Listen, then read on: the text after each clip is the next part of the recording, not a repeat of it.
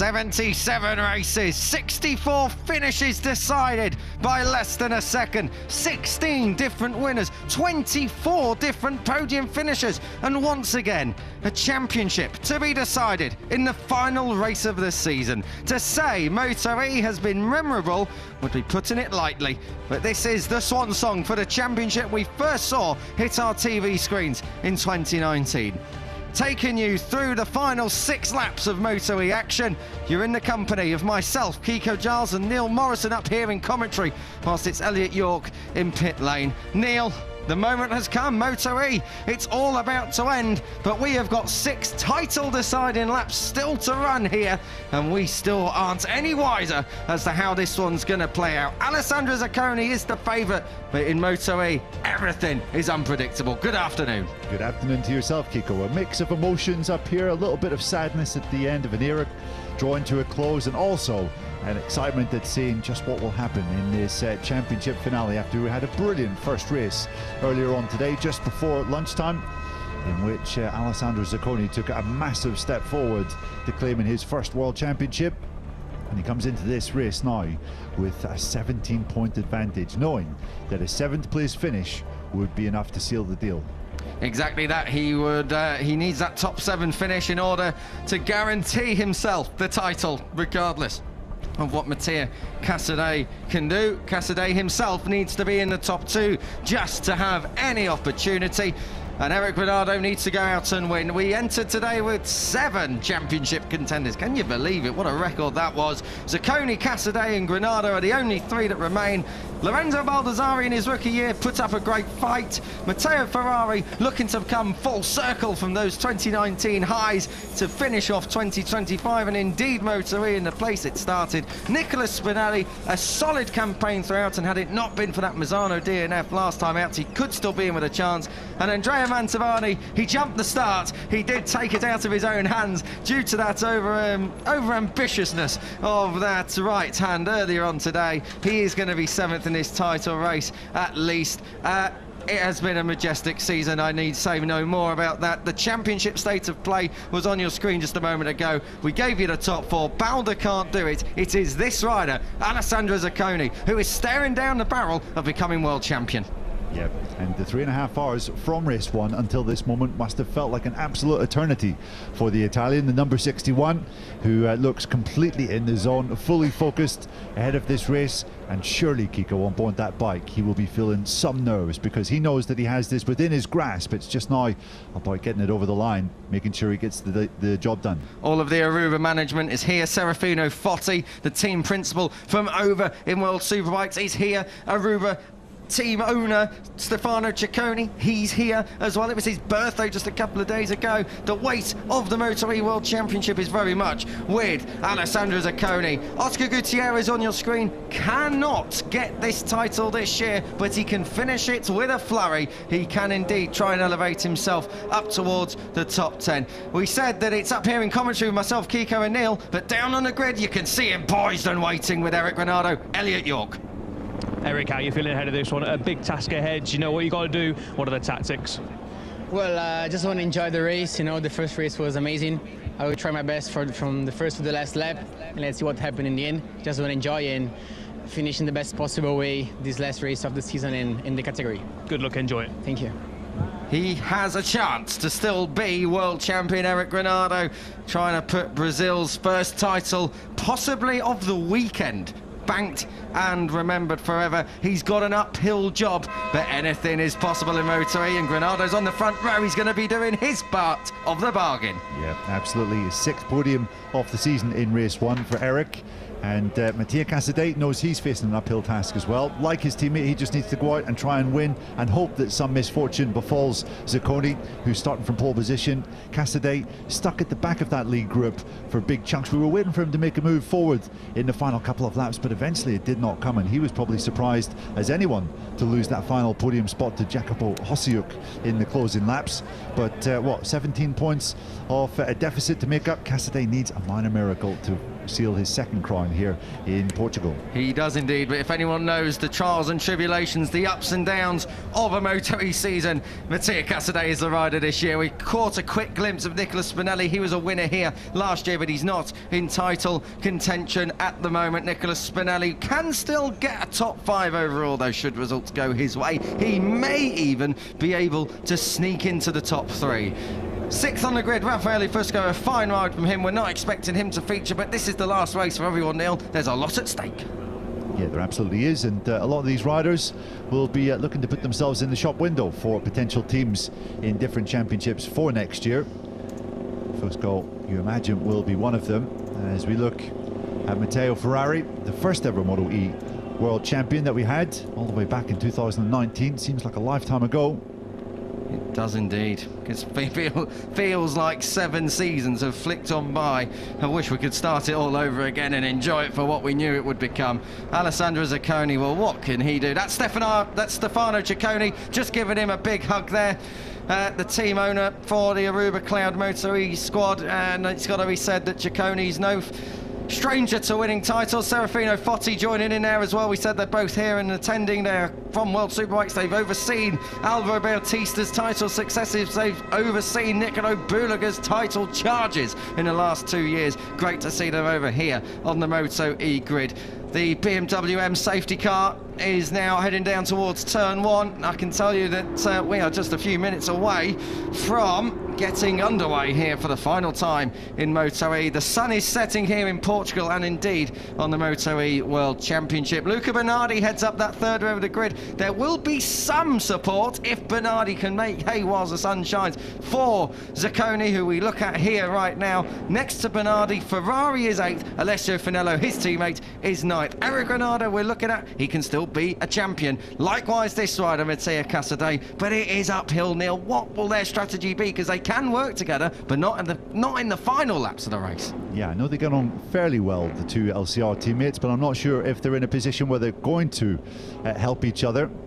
I guess we might have to see as the race develops just what happens. We're going to have to keep our eyes peeled at the start of this race. Row 4 features Jacopo Hosiuk, who finished 3rd to get his first ever MotoE podium in race 1, and row 5 as well, where Mantovani made that start, which was a bit too good to be true in race 1. Jumped the start and had to take a double long lap penalty, but he's coming through from 13th. And Lorenzo Baldassari, who had one of the rides off race 1, coming through from 14th. He ended up 5th in race 1. Can he do something similar this time around? Does make you think, could we have seen a 4-way fight if Lorenzo Baldassari hadn't have made a pig's ear of qualifying yesterday evening, just 24 hours ago. We are in the final countdown, less than 90 seconds until the warm-up lap begins for MotoE. Another few riders to keep an eye out for. Tibor Varga, Jacopo Hosiuk, what about him? Podium performer earlier on today. A fine ride it was. But Alessandro Zakcone, it is it. This is the moment of truth. Can the 61 become the number 1?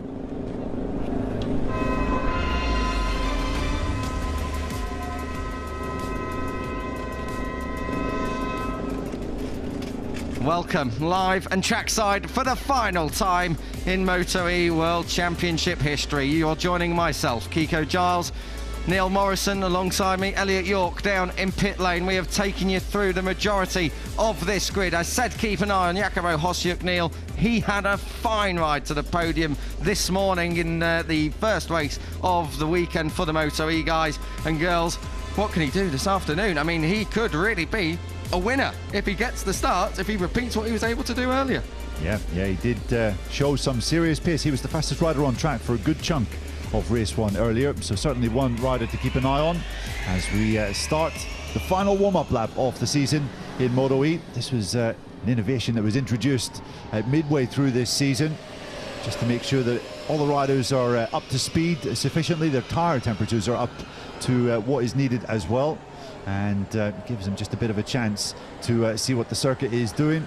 It's a lot better conditions than earlier on, Neil, worth saying about that. Before we do get underway with MotoE, I've got to say it, a huge thanks to some names that you guys at home probably have become rather familiar with in years gone by from up here in commentary. A huge thanks to Matt Dunn, Fran Wilde and Jack Gorst from the first 4 years, as well as myself, Kiko Giles, I've only been here for a year and I've loved every single moment of it, and Elliot York down in pit lane. But the man who has had the pleasure of doing every single MotoE race, Neil Morrison. Neil, if anyone's going to know some of the best MotoE moments, some of their favourite MotoE moments, what have they been?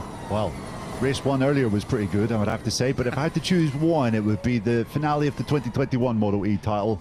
Torres and Egador all the way down to the last lap in Misano. They both came together, they both crashed out. Well, one of them crashed out, and probably the most dramatic moment of MotoE history that we've had. But do you have a little feeling that we could see something similar in this race here? Do not feel that it's going to go completely according to plan. There's always something around the corner which could throw a bit of a spanner in the works. And I say thanks, of course, to us up here in commentary, but on behalf of everyone from throughout Dorna who's been able to make this series work for so long. A special thanks to Nicolas Goubert, who is the series director, as well as all the social team, our cameramen and women out there working the long hours often in MotoE right at the end of the days. Thank you all for making it possible. We're getting the grid assembled, Neil, before lights out. Predictions first from Elliot in pit lane. El, are you with us quickly? What's it going to be? I'll keep it short and sweet. I'm going to go Granado. Hopefully a great race to end the year. Neil? Gutierrez from second on the grid. I'm going to go Zakcone, and he's going to take the title with a victory. What's going through their minds right now? This is it. This is the last one. This is the last one. It will be some nerves, but the concentration will be high as they get ready for lights out. MotoE, 77 races, as I said, right at the top of this show.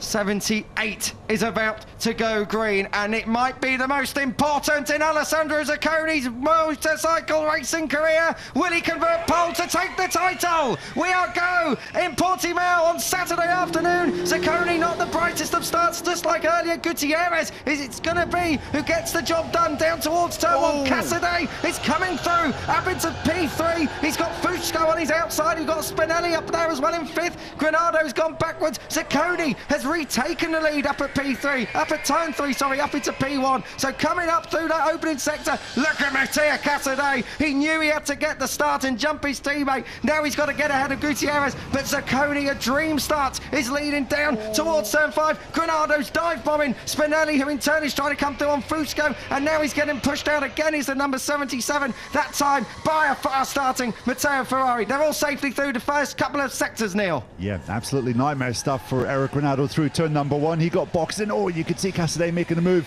for Gutierrez there on the inside. Didn't quite make it, but Granado is already losing touch with his top 3. As I said, a bit of a nightmare start. He's already facing a bit of pressure from a Ferrari just behind. Cassadei was on the front row here last year. Double podium in the races. He won race 2. He needs to replicate that again today. Granado siding through under Spinelli. That's at turn 11. Great move. Cassadei round the outside at turn 12. I think he just got ahead of Gutierrez. Yes, he did. Cassadei had pace on Friday. He needs to do this. He needs to get ahead of Zaccone, because Zaccone looks unbeatable this weekend. But if anyone is to go and take the fight towards the 61, Matteo Cassadei looks like he's the rider who's going to do it. Who might just do it now? A little bit of Michelin rubber up the inside there on your elbow will get you really warmed up. And I'll tell you what, Matteo Cassadei is meaning business. Turn 14. Have some of that, why don't you? Lap 1 of 6 is coming to an end, and we're already breathless up here. It comes. Zaccone leads.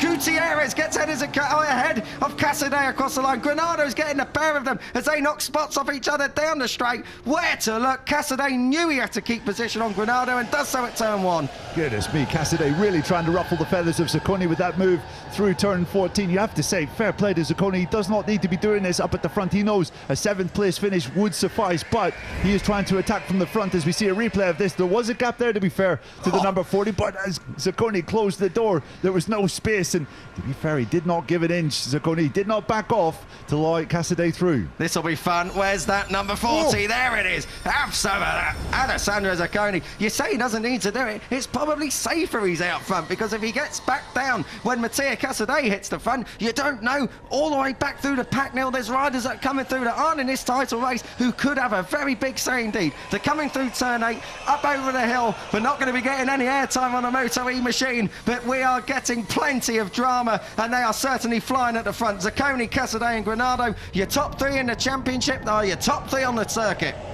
Yeah, and it's been a brilliant recovery from Granado, as you see Hosiuk underneath Matteo Ferrari. I think that is Ferrari toughing it out around the outside, but Granado looked a bit lost on the first lap. He was as low as 6th at one point, I think, coming through turn 3, but he's made a rapid recovery on lap 2 to sit 3rd. This is where Cassadei was strong just a lap ago. Is he able to launch anything this time? It was on the exit where he got ahead, or tried to get ahead of the 61 last time. No such attempt this time. Got to keep it clean and tidy. You do not want to be picking each other up out of the gravel, because if Cassadei crashes, it is absolutely game over, and only Eric Granado will then be able to have a say in this title race and try and stop the charge that the number 61 has. Up over the crest of the hill for the penultimate, for the second time of asking. 4 laps to go, they cross the line. Cassadei fastest lap has Granado flanking him all the way down the straight. Does Granado get it done on the brakes? Yes, no, he doesn't. It was very close. Cassadei was bold and brave on the brakes. He absolutely had to be. Keep an eye at turn 3. Does he let it run up the inside? He has to think about it, but he thinks better of it in the end. Further back for 5th,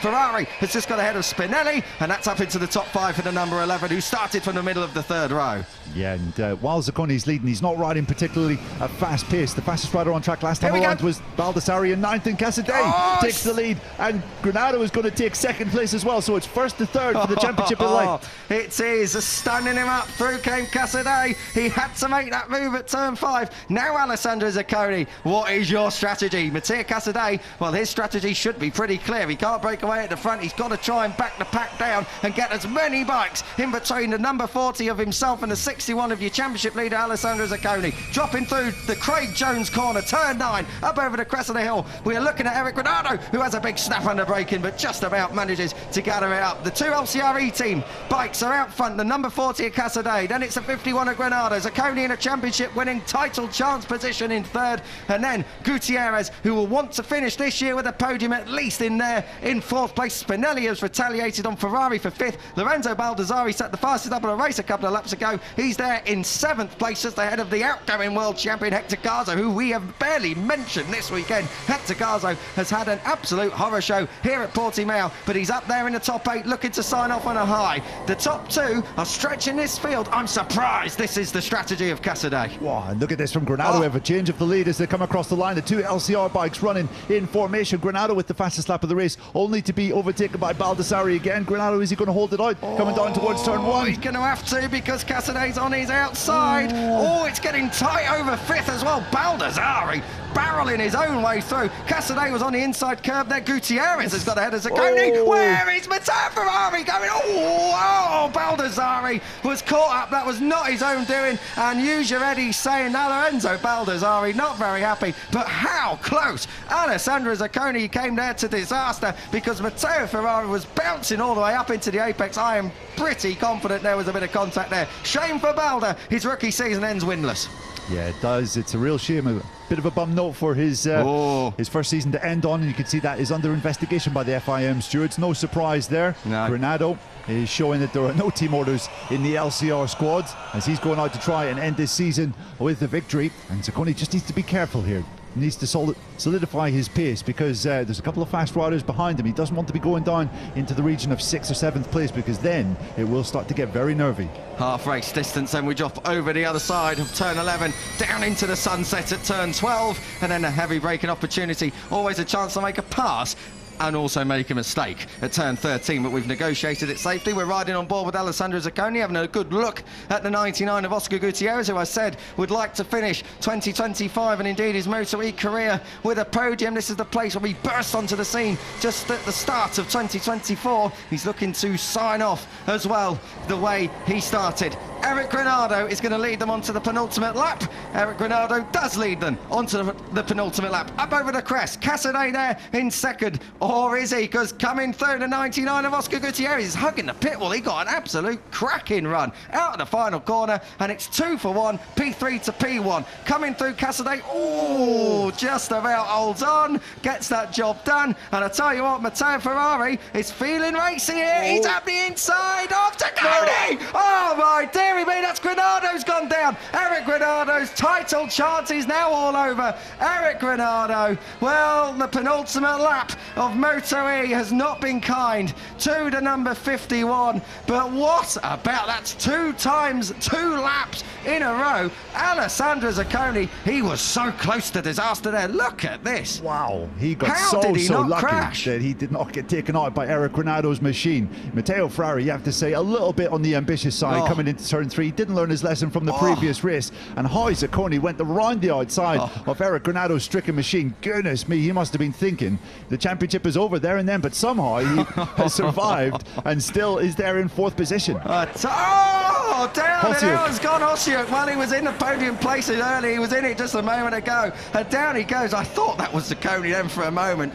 Oh, my dearie me. Well, MotoE. We told you it wouldn't be dull. It's going out in the only way that MotoE can. What about it? Giacomo Oshiuk, he was a hero earlier. It is not a repeat performance this afternoon. Matteo Cassadei is the next one looking to push his way through by any means. Oscar Gutierrez is leading this one as we come through the final sector and through the final corner for the penultimate time. The next time around, we will be on the last lap in MotoE history. Gutierrez is going to lead them onto it. Cassadei needs to lead them off it and hope that Zakcone is further back than where he is. Zakcone's in a big group, though, I've got to say. So keep your eyes peeled in the second group. It's Gutierrez ahead of Cassadei coming through. That's Nicolas Spinelli. He was a winner here last year. He's on the podium provisionally here this year. Coming through turn 2. Now, keep an eye on Ferrari. He's coming up the inside again. Oh, no, Alessandro Zakcone. Zakcone lets it ride round the outside, doesn't glance over him. Let him and go. I'll tell you what, I think he's done that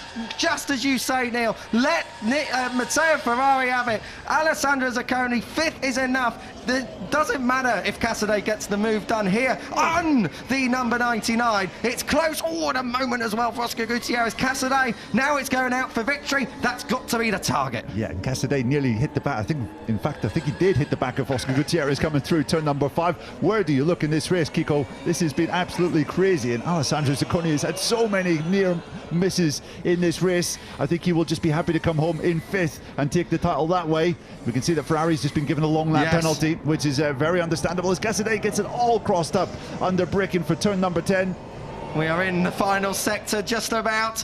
Gutierrez, well, he was emotional yesterday in Parc Ferme, back on the front row after his incident back in Le Mans and all the injuries he sustained from that. It's taken him until the last race of the year to get back in the groove, and at the moment he's staring down the barrel of victory here in Portimao. Second will go to Matteo Cassadei if he doesn't mount a charge, but this rider is going to be your champion if he keeps it clean through turn 15.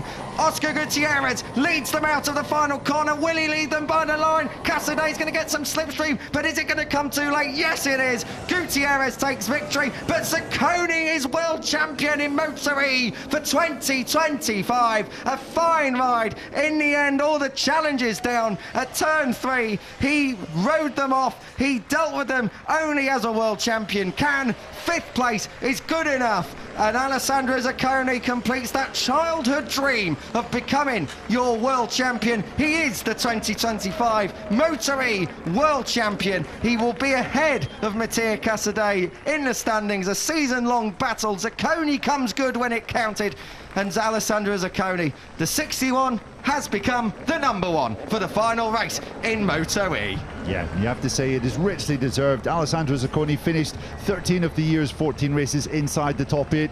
He has been a model of consistency, and when he's had to hold his head, as he did in race 2, he managed to do it. Goodness me, he came so precariously close to being taken out on numerous occasions down there at turn number 3, and he comes across the line in 5th. He's going to drop, or in fact he's going to gain a position or 2 because of Matteo Ferrari's late penalty, which I think we can all agree on was pretty much deserved after that. But Zakcone, well, he had a career-threatening injury at the start of a race in Misano back in 2020. We thought then that maybe he wouldn't be able to ride again, but he recovered, had a year in Moto2 which was unsuccessful, and then came back into MotoE, gradually built himself up, and has become the world champion in 2025. And he has deserved it in every single aspect and meaning of the word world champion.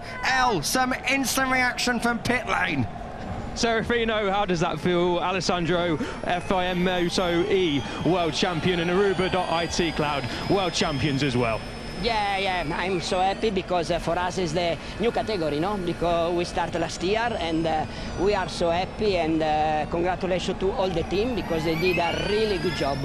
Congratulations, go enjoy the podium and Park Verde. Thank you so much. Thank you. Thank you, El. Thank you, Serafino Fotti from down there in the Aruba Cloud MotoE team. They didn't get the title done over in the Superbike Championship, but Alessandro Zakcone has delivered the goods this time around and has got that done. We said he finished 5th, of course, he took 5th across the line. It is 4th in the end, courtesy of that graphic you can see on your screen. Matteo Ferrari, as you rightly say, Neil, failed to comply with that long lap penalty. That's because it was issued too late, and then is thus dropped to 6th, promoting this rider up to 4th. You can see what it means. Every picture tells a story.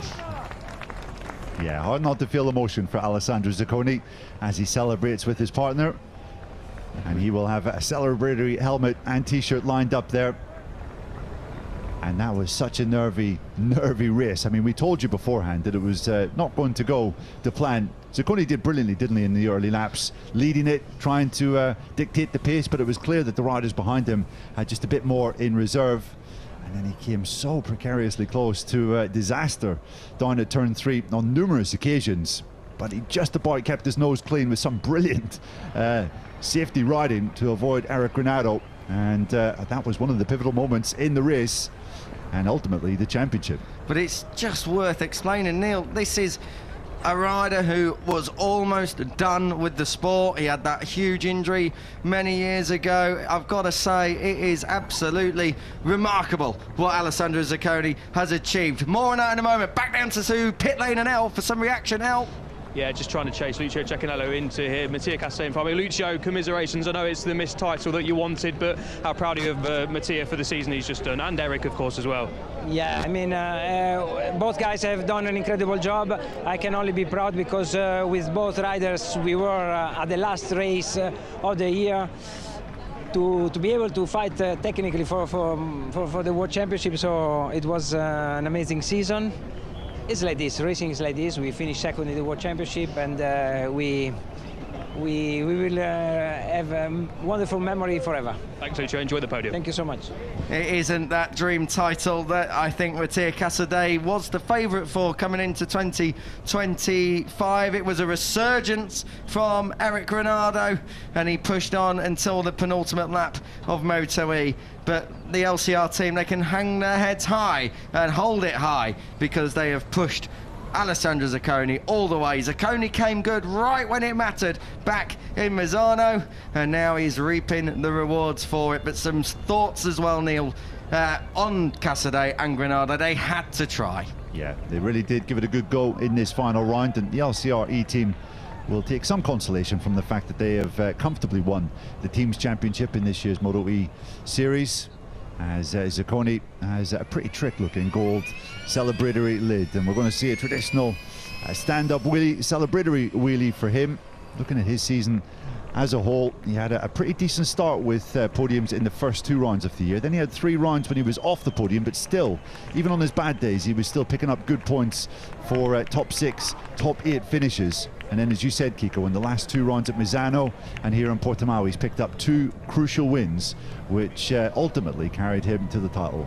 He has done exactly what he needed to. He was never down and out of it. He might have not looked like the absolute outright fastest, but he has been the champion in the last 2 rounds, and that has carried him to success. A fantastic wheelie up over the top of the hill. Commiserations to Matteo Cassadei, 2nd overall. I think when he goes and sleeps at night, there'll be a lot of points that you could pick out from Matteo Cassadei's seasons. The season that has been extremely high, but there have also been a couple of low points, and it was those low points. Assen crashing out from the lead on the last lap. Red Bull Ring crashing out of the lead on the first lap. Misano crashing out on the outlap of qualifying. Those 3 points in Matteo Cassadei's season will define this season. Besides that, he's always been in the hunt for victory, but those moments have just, in the end, come back to bite him. Yeah, and I think those crashes came at crucial moments. Had he not crashed out of the lead in the races that you mentioned, by the halfway stage of the season, he could have been out of sight from his rivals. but as it was, you always had the impression that he was playing catch-up to try and make up for some of the mistakes from earlier in the year. And second place in the championship is certainly no bad thing, but I think it is definitely a case of what could have been for Matteo Cassadei, probably the fastest rider in MotoE this year. But those inconsistencies just cost him in the end. Indeed, and he tried until the absolute finish as well to come through. It's fair to say that, you know, Oscar Gutierrez, we are forgetting, did win this race at the final ever MotoE race. There's Serafino Fotti, we heard from down in pit lane. Stefano Zakcone down there as well. The Ducati guys will celebrate into the night. Of course, they are Ducati Superbike, as I mentioned, but Ducati also are here in MotoE as the official supplier of the bikes. And now our champion arrives in pit lane. Are we going to get a big burnout? I can hear something going on. Oh, go on then. I tell you what, MotoE going out in a cloud of smoke, and it is all because of Alessandro Zakcone. Look at that, celebrations and a bit of a rolling burnout, and hello, that almost collected one of the IRTA officials down there as well. I think it was Rick down there in Parc Ferme, just about avoiding it, but great scenes for Alessandro Zakcone, who does the business. Oscar Gutierrez, let's just talk about him for a moment if we can. A race winner. It has not been the dream season for Oscar Gutierrez, but he can go into whatever the next phase of his career is as a MotoE race winner, the last MotoE race winner. Completing the podium, Nicholas Spinelli, who was in title contention until earlier today, but he finishes 2025 with a podium. Nicholas, I know that on the weekend you would have ultimately wanted but to finish the race 2 and the season with a podium. You must be pretty pleased with that.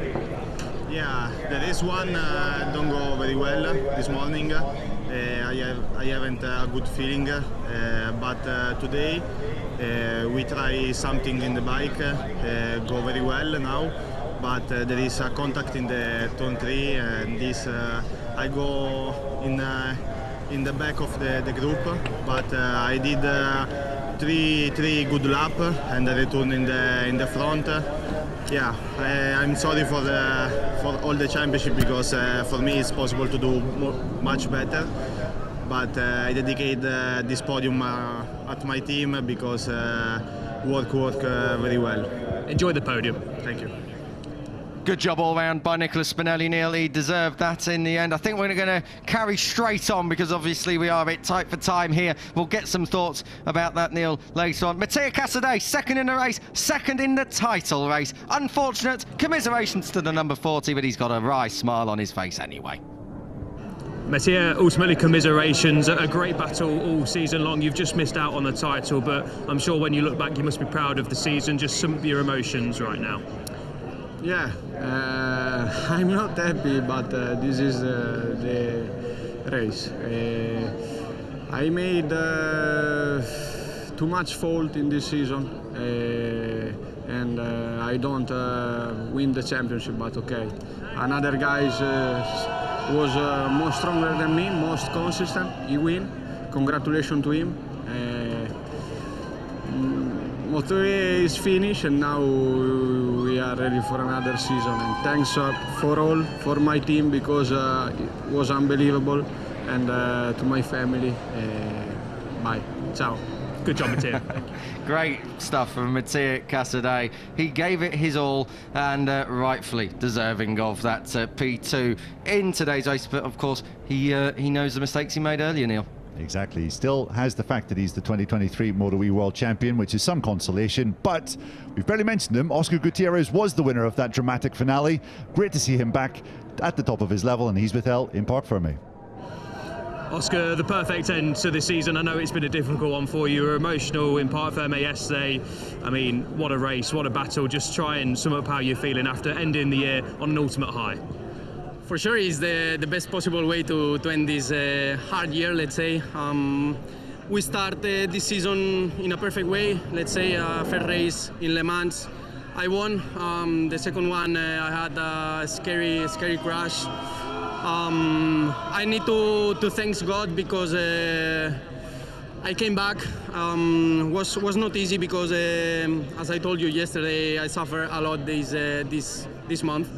but you know, with the help of my family, my girlfriend, and all my friends, I came back. So yeah, really grateful, and let's enjoy the moment. And thank you to everyone who support me. Congratulations. Thank you.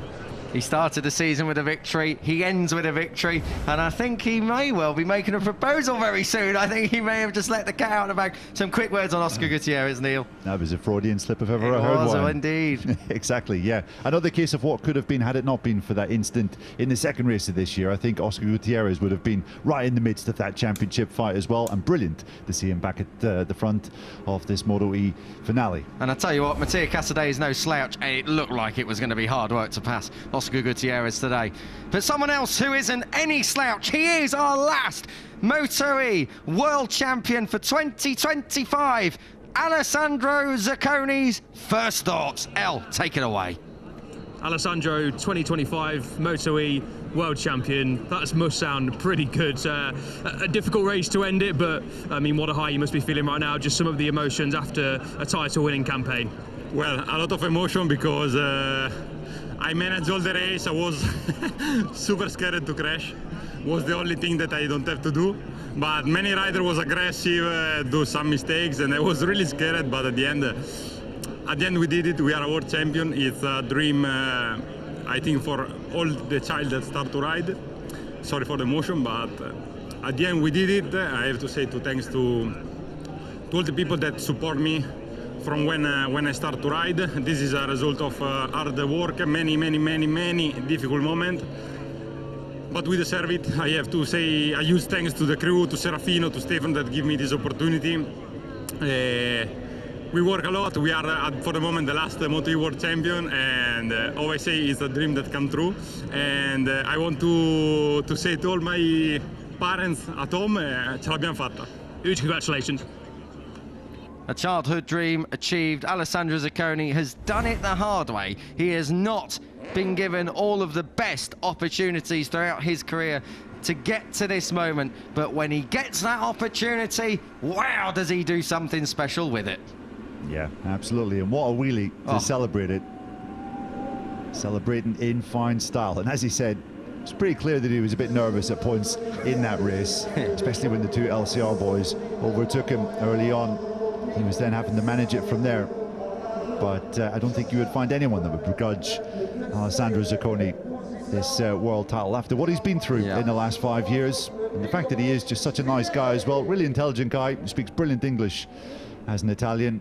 I don't think he comes from a lot of money, comes from fairly humble background as well. It hasn't been gifted to him on a plate for sure. And well, he's walking away with the World Championship at the end of the day. Not many people can do that. No, not at all. And like I say, he's had to work. There are some riders that do everything right, get the opportunities they deserve. Alessandro Zaccone did that, but didn't get the opportunities that he perhaps deserved, and has had to really persevere and go through a lot of highs and lows, a lot of injuries, not to mention the big one a few years ago where we thought, well, Alessandro Zaccone, what could have been? We're getting the race podium here. This is Nicola Spinelli getting his P3 trophy. He signs off his MotoE campaign on a high. Then we will have Matteo Cassadei. It's not the trophy he wanted to be walking away with, but it is a trophy nonetheless. Second place and a podium in his final MotoE race for the time being, of course. And George Viegas, our FIM president, is going to hand out today's winner's trophy, and it goes to Oscar Gutierrez. And I think no one is going to begrudge 99 that. We're going to get the national anthem, the Spanish national anthem it is for now, for Oscar Gutierrez, your winner.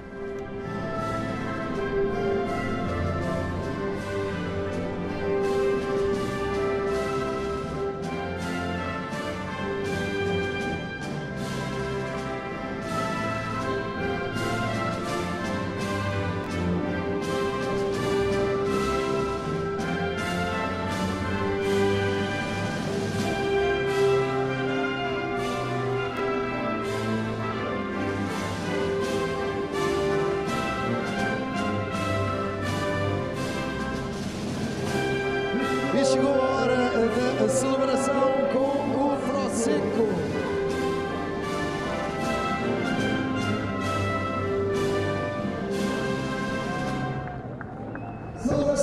We are going to get the race-winning celebrations, the podium celebrations here in MotoE. Oscar Gutierrez, Matteo Cassadei and Nicholas Spinelli spraying the Prosecco DOC high and out over the podium balcony. There will be another podium coming up very soon. That is for Alessandro Zakcone, our champion for today. And very soon we will be able to take you through some of his highlights in 2025, of which there have been plenty, up to and including this afternoon's race 1 from earlier on today. Where is Oscar Gutierrez going, and who is he chasing, and what has he seen? Is he coming back? Oh no, he's coming to wipe his face away. And well, this is your champion. This is Alessandro Zakcone. What a season it has been.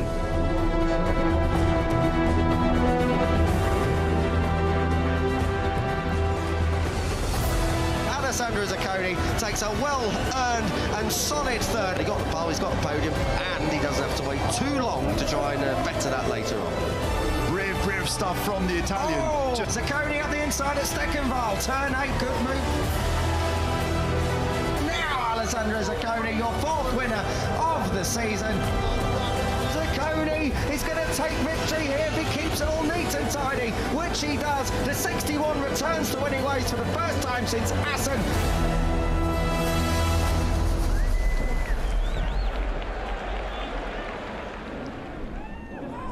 A pleasure to call some of those high points this season, Neil, with you up here in commentary. And that video just demonstrating that Alessandro Zakcone is a deserving world champion. Yeah, absolutely. His high moments this year have been very high indeed, with victories in Assen, Misano, and earlier today, race 1 in Portimao. And you have to say, earlier today, Kiko, that was probably the most impressive ride we've seen in MotoE at any point this year, considering what was at stake, what was on his shoulders in terms of pressure. Zakcone managed to handle it with the likes of Cassadei and Granado behind him right the way through that race. And a really, really nice special helmet, as you say, the gold helmet, looking very, very good. We'll get a bit more of a look at that later. I'm sure you can go and follow it all across the MotoE social media, the race results there. Neil, before we do sign off forever, I've got to say thank you to you for joining me and making me feel at home in my first year up here in MotoE. I hope I haven't blown your hearing out, and for you guys at home, of course, as well. I hope our energy and entertainment has come through in abundance. Apart from the ringing in my ear, Kiko, it has been an absolute pleasure. So, that's just because we had lunch together yesterday. That wasn't even anything to do up here. Neil, thank you very much for joining us. Elliot York down in pit lane as well. Thank you so much to you, and hopefully we won't be too far away from a MotoGP broadcast in 2026. Of course, we've all got to go and find new jobs for next year, but nonetheless, we shall do so and tackle that head on. Alessandro Zakcone, there it is in black and white, is your MotoE world champion, your last one for the time being, ahead of Matteo Cassadei in the end by 10 points, all the way through 19-point scorers down towards Diego Perez from earlier on in the year when he replaced Oscar Gutierrez, today's winner.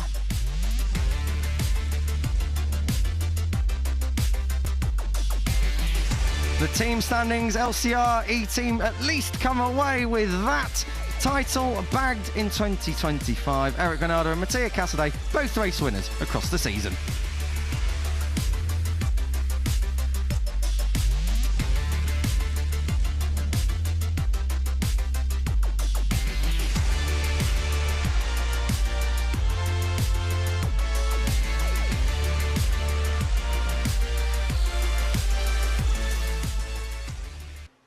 And all that is left for me to say up here in commentary on behalf of Elliot York, Neil Morrison, everyone here in Dorna and MotoE and the MotoGP Paddock, and myself, Kiko Giles.